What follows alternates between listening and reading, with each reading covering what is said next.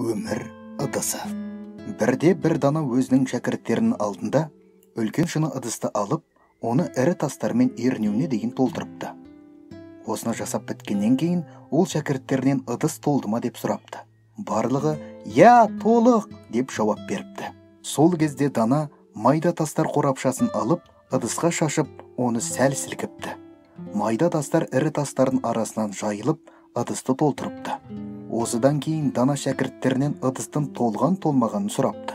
Олар тағы да ыдыстың толғанын растапты. Ақырында дана құм салынған қорапшаны үстелден алып, жанағы ыдысқа сепеді. Әрине себілген құм тастардың арасындағы ашық аралықтарды толтырды.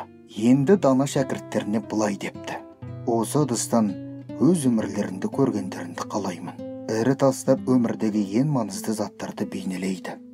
Сіздердің жолдарыңыз, сенімдеріңіз, отбасыларыңыз, сүйікті адамыңыз, денсаулығыңыз, балаларыңыз, бұлар басқаларға қарамастан сіздің өміріңізді әрқашан толықтырады.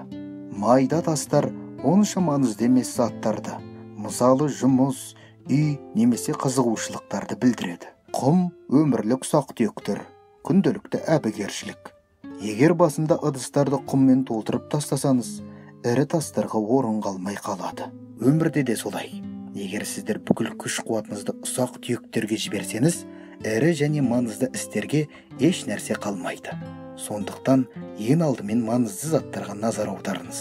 Бала-шағаларыңызға және сүйгендеріңізге уақыт тауып, денсаулығыңызды күтіңіз.